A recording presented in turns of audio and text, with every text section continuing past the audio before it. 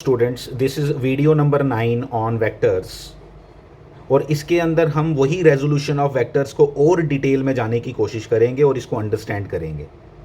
Resolution of vectors करते कैसे हैं इज वन पार्ट, करते क्यों हैं इज अनदर पार्ट।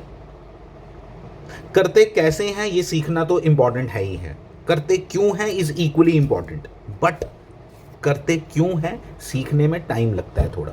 आपको अंडरस्टैंडिंग डेवलप करवाऊंगा मैं, लेकिन इट टेक्स टाइम। तो करते this this is very very important part की रेजोल्यूशन ऑफ वेक्टर्स की क्या जरूरत पड़ेगी। एक वेक्टर मुझे दिया था, उसको दो में कन्वर्ट क्यों करना है, हम इसके ऊपर सारी डिस्कशन करने वाले हैं, लेकिन इट विल टेक टाइम। इस वीडियो के अंदर मोस्टली हम डिस्कस करने वाले हैं कि हम रेजोल्यूशन ऑफ वेक्टर्स करते कैसे हैं। ये आपका फर्स्ट क्वेश्चन है, आप इसके अंदर देख सकते हो बड़ी क्लियरली क्या है। इसमें मैं आपको समझा देता हूँ। ऐसे ये क्वेश्चन हम कर रहे हैं, 4 पार्ट्स हैं इसके, ठीक है, 4 पार्ट्स हैं। इसमें मैं फर्स्ट आपको बना के दे रहा हूँ कि ये फर्स्ट क्वेश्चन आपका इस तरह से है। ये है 45 डिग्री का एंगल। ये एक वेक्टर है जिसका नाम इसने रखा हुआ है ए वेक्टर, और इस ए वेक्टर का मैग्नीट्यूड है, प्लीज़ इन सब चीज़ों का बड़ा खास ध्यान देना। यहाँ नहीं लिख देना ए वेक्टर इक्वल टू, समझ आई बात। ए वेक्टर इक्वल टू लिखा है इन्होंने, मैग्नीट्यूड लिखा है इतना 20√2, लेकिन ये इसका मैग्नीट्यूड है। अब ये मान लो कोई इस पे ये नहीं डालता मॉड और मैग्नीट्यूड के बारे में बात नहीं कर रहा, तो वो गलत हो गया। वो टेक्निकली फिजिक्स की लैंग्वेज में वो गलत बात हो गई, समझ आई बात। चाहे वो अंदर से बात वही बोल रहा हो जो मैं बोल रहा हूँ, लेकिन ये चलेगा नहीं। आपकी रिप्रेजेंटेशंस, आपका ये सब mathematical part, it has to be neat and clean and very precise, very precise, ठीक है। मैं अभी बात करता हूँ क्या कह रहा हूँ मैं। अब ये एक्स एक्सिस और ये वाई एक्सिस गिवन है आपको, और मैं इसको रेजोल्यूशन करना चाहता हूँ अलोंग एक्स एक्सिस और अलोंग वाई एक्सिस। इसके कंपोनेंट बनाना चाहता हूँ। कंपोनेंट के बारे में मैंने लास्ट लेक्चर में भी बताया था, दोबारा बता देता हूँ। मतलब मैं ऐसा करना चाहता हूँ कि मैं 2 वेक्टर ऐसे बनाना चाहता हूँ कि जिनका सम, उन 2 वेक्टर्स का सम क्या है, ए, ये होता है कंपोनेंट। और उन 2 वेक्टर्स के बीच में एंगल अगर 90 डिग्री हो तो उनको बोलते हैं रेक्टेंगुलर कंपोनेंट्स। और हमने अगर लेकिन कंपोनेंट बोल दिया तो हम रेक्टेंगुलर ही बनाने पड़ेंगे, हम कोई और कंपोनेंट बनाने भी नहीं वाले, हम सिर्फ रेक्टेंगुलर कंपोनेंट ही इसके बनाएंगे। तो ये आ गया 2 वेक्टर्स, इसका नाम रख देता हूँ मैं पी वेक्टर, और इसका नाम रख देता हूँ क्यू वेक्टर। और ये बताता हूँ आपको कि भाई जो ए वेक्टर है ना, that is actually equal to p vector plus q vector. आपको समझ आ गया, कोई बात ही नहीं है इसमें। तो ये होगी रेजोल्यूशन। लेकिन क्वेश्चन ये है कि अब इस पी और क्यू की मुझे वैल्यू भी फाइंड करके दो। तो पी और क्यू की वैल्यू फाइंड करना कोई मुश्किल बात नहीं है, आओ मैं बताऊँ कैसे। ये देखो, ये ट्राइंगल बन रही है, आपको दिख रही है, राइट ट्राइंगल। ये भी राइट ट्राइंगल है इधर। ट्रिग्नोमेट्रिक रेशोज़ को यूज़ करो, ट्रिग्नोमेट्रिक रेशोज़ को यूज़ करो और मुझे बताओ ये वैल्यू किसके बराबर आई। Base upon hypotenuse is equal to, ये बेस है, ये हाइपोटेन्यूज है, is equal to cos theta. इसलिए ये हो गया, ध्यान से करना, पी वेक्टर का मॉड। पी वेक्टर का मॉड को हम ऐसे शॉर्टकट में भी लिख सकते हैं, पी इक्वल टू कितना आया मैं बताऊं, 20√2 गिवन है आपको, multiplied by cos 45, multiplied by cos 45 degree equal to आ गया 20। लेकिन ये क्या लिखा आपने, पी वेक्टर का मॉड लिखा सिर्फ, ये सिर्फ पी वेक्टर का मॉड है, जिसको मॉड के बिना इस तरह से लिखा जा सकता है, ठीक है। फिर उसके बाद क्यू किसके बराबर आया, 20√2 साइन 45, वो साइन 45 है ये वाला, करके देखो, करके देखो। ये 45 डिग्री एंगल है, ये इसके सामने वाली साइड है, ये सामने वाली साइड क्या होगी, या आप इधर भी बोल सकते हो सामने वाली साइड इसको, ठीक है। तो ये क्या है, this is sine 45 perpendicular upon hypotenuse लगा के।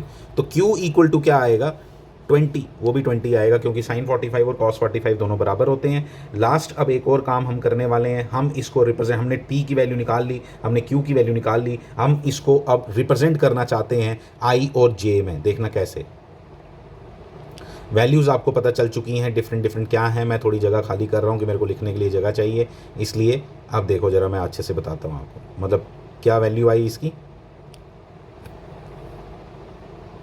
ए vector equal to 20i, P vector is 20i। क्यों 20i, 20 तो हो गया मैग्नीट्यूड, आई ने बताई direction, I is a unit vector having a magnitude 1। जब मैंने यूनिट वेक्टर बोला तो मैग्नीट्यूड 1 बोलने की जरूरत नहीं थी। So I cap is a vector, it is a unit vector along the direction of x axis. ये सिर्फ x एक्सिस की डायरेक्शन बता रहा है, क्योंकि मैग्नीट्यूड तो इस बेचारे का कितना है 1, तो 1 से मल्टीप्लाई करके तो इसने 20 को चेंज करना नहीं। लेकिन फिर कर क्या रहा है, यहां कर चेंज नहीं करना, तो सिर्फ डायरेक्शन बता रहा है। डायरेक्शन बता रहा है p vector is equal to क्या है 20 i cap plus 20 j cap. q vector j cap बताता है y एक्सिस की डायरेक्शन। तो ये इसकी रिप्रेजेंटेशन है। This is very very important जो मैंने आपको अभी बताया। आगे इसके जो 2-3 क्वेश्चन है दैट इज़ वेरी सिंपल। आओ देखें, मैं एक आध एग्जांपल और लेता हूँ, आप वो क्वेश्चन सारे चारों कर लेना। मैं एक एग्जांपल और लूँगा, आपको आने चाहिए वो बाकी। मैं एग्जांपल ले रहा हूँ ये। अब नेक्स्ट वेक्टर आपका इधर है, देखो इधर है, चलो। And this is making an angle of 30 degree with x axis. Magnitude इसका है 20, 10 ले लो, ईजी हो जाएगा और कुछ नहीं, 10 ले लो, ठीक है। अब ए वेक्टर को कैसे लिखूंगा ध्यान देना। इसका जो एक मिनट यार, एक मिनट, ये आ गया इधर था वेक्टर, कितना एंगल बना रहा था ये 30 डिग्री, मैग्नीट्यूड कितना था इसका 10। अब क्या करने वाला हूं मैं आपसे बोलूंगा कि इसको कैसे लिखें। ए वेक्टर नाम है इसका, तो मैं ए वेक्टर इक्वल टू लिखूंगा, ध्यान देना। अब जल्दी जल्दी लिखना है, वैसे नहीं करना जैसे मैंने पिछला क्वेश्चन किया, इतना टाइम थोड़ा हमारे पास। ये एंगल, एक ये कंपोनेंट आएगा इधर और एक कंपोनेंट इधर आएगा नीचे। ये नेगेटिव वाई एक्सिस, ये पॉजिटिव एक्स एक्सिस। एक कॉस थीटा, ये वाला कॉस होता है, ये बंद हो रहा है ना एंगल, एंगल जहां बंद हो वो कॉस थीटा, और जहां जिस वाली साइड एंगल खुले वो साइन थीटा, ठीक है। तो क्या आएगा 10 cos 30 डिग्री, 10 cos 30 डिग्री √3/2 होता है ये आई, क्योंकि एक्स एक्सिस बता दिया, और पॉजिटिव एक्स एक्सिस इसलिए प्लस आई। दूसरे वाला प्लस 10 sin 30 डिग्री माइनस जे क्यों लिखा, माइनस जे क्यों लिखा आपने, क्योंकि नेगेटिव वाई एक्सिस है, इसलिए डायरेक्ट आंसर लिख रहा हूँ 8.66 आई प्लस 5 जे। साइन 30 की वैल्यू 1/2, cos 30 की वैल्यू √3/2। मैंने एक बार आपको बताया था कि इसको डेसिमल में भी याद रख लेना चाहिए। 0.866 फ़ायदा हुआ नहीं, 0.866 को 10 से मल्टीप्लाई करो तो 8.66, दैट्स इट। तो ये आ गया आपका ये, बाकी चारों क्वेश्चन आप खुद करोगे, ध्यान देना।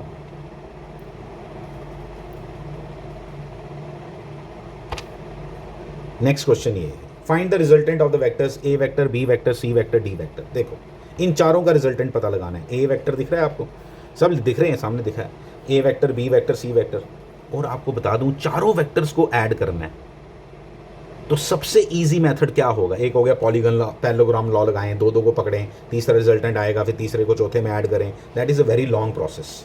हम इसको अगर करना हो तो यहाँ पे हम रेक्टेंगल यही कंपोनेंट्स यूज़ करेंगे। देखो मैं लिख रहा हूँ, अब आपको समझ आना चाहिए। दिस इज़ वेरी वेरी, ये आ गया कि हमने वेक्टर्स के कंपोनेंट करने का पहला फ़ायदा नज़र आ रहा है आपको। अब इन चार वेक्टर्स को ऐड करना था, ए बी सी डी, चारों के डिफरेंट एंगल, सब कुछ अलग अलग है, इनको ऐड करना कहाँ मुश्किल, ईजी काम है। इसलिए इसको कैसे करेंगे आप देखना। मैं ए वेक्टर लिख रहा हूँ पहले, ए वेक्टर इक्वल टू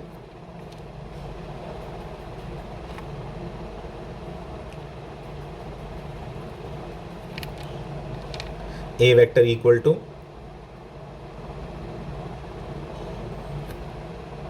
ये तो वही है जो हमने अभी किया, 20i प्लस 20j, ये तो अभी किया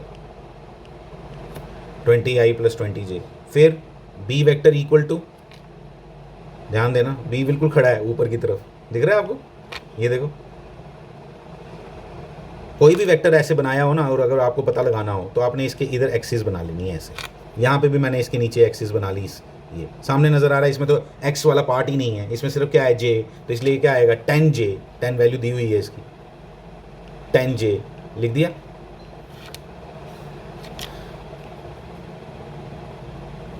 देखो b vector equal to 10j।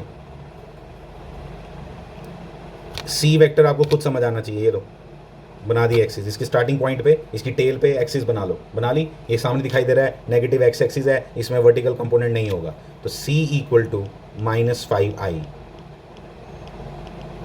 और d इक्वल टू, d देखो कितना इंटरेस्टिंग, d में फिर से 45 डिग्री एंगल दे दिया, आसान कर दिया हमारा काम।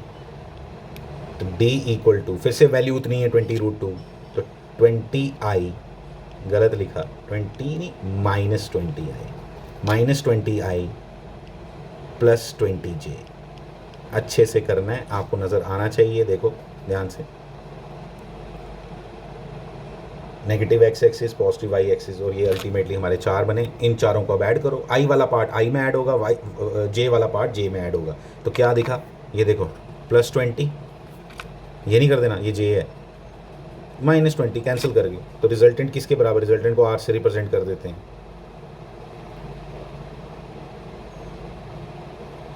रिजल्टेंट को आर से रिप्रेजेंट कर देते हैं, क्या बना, -5i, क्योंकि 20 ने कैंसिल कर दिया, जे देखो कितने हैं, 20, 10, 30, 30, 30 और 20, 30 और 20, 50, तो +50j, ये इसका रिजल्टेंट आ गया, ये इसका आंसर है, दैट्स इट, दैट्स इट। इसका मैग्नीट्यूड अगर आपको फाइंड करना हो आर वेक्टर का तो आएगा, अरे बहुत इजी है, देखो आपको इसका आप बताना है कि ये जो रिजल्टेंट आया ये है कितना, कितना बना ये वैल्यू, ठीक है, तो ये कितनी बनी, -5i + 50j, आओ दिखाऊं, ये देखो -5i 50j कहाँ होगा, देखो कैसा होगा,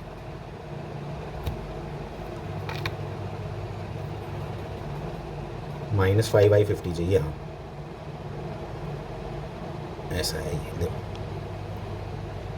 ये ऐसा वेक्टर है, ये आर वेक्टर, ये रिजल्टेंट आया इन चारों को, ठीक है, ये, और उसका ये कंपोनेंट है -5i और ये है 50j, -5i, इसीलिए तो मैंने इधर बनाया कि जो इसका जो हॉरिजॉन्टल कंपोनेंट है एक्स एक्सिस वाला वो नेगेटिव वाले पार्ट पे आए और वाई एक्सिस वाला इधर आए, तो मैं समझ आ गई ये सारी बात, ठीक है, तो ये आ गया आपका आर वेक्टर। अब आर वेक्टर का मैग्नीट्यूड निकालना हो, कितना आया,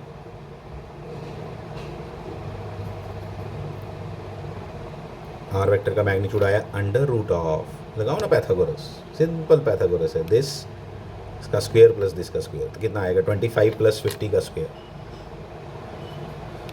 2525, 5 का स्क्वायर प्लस 25 का स्क्वायर, आगे ये कर लेना, इसका स्क्वायर रूट निकाल लेना, ठीक है। आर ये गलती की, मैग्नीट्यूड लिखो सिर्फ, दिस इज़ ओनली मैग्नीट्यूड। अब एंगल भी निकालना चाहिए आपने, ये एंगल कितना आएगा, लगाओ tan, ये वाला एंगल निकालना है ना, परपेंडिकुलर अपॉन बेस, परपेंडिकुलर कितना है 50, बेस कितना है 5, तो क्या लिखेंगे हम, tan, कुछ भी नाम दे दो इसको, कुछ भी नाम दे दो, tan अल्फ़ा लिख दो, tan अल्फ़ा इक्वल टू, कुछ भी नाम दे दो, tan अल्फ़ा इक्वल टू, सीधा ये वाला एंगल कितना आया, ये वाला एंगल निकालना चाहता हूँ, कोई भी एंगल निकाल सकते हैं, कोई बोलेगा ये वाला एंगल निकालो, तो बस tan थीटा लगाना होता है आपने हर बार, tan theta equal to perpendicular upon base, perpendicular 50 base 5, magnitude लेना, -5 नहीं लिख देना, इक्वल टू 10, तो tan अल्फ़ा इक्वल टू 10, तो अल्फ़ा निकल जाएगा इधर से, ठीक है। तो हमें कोई मालूम नहीं है कि tan अल्फ़ा की वैल्यू 10 कब होती है, इसलिए हम उसको ऐसे लिख के छोड़ देंगे, यही हमारा आंसर है। Thank you.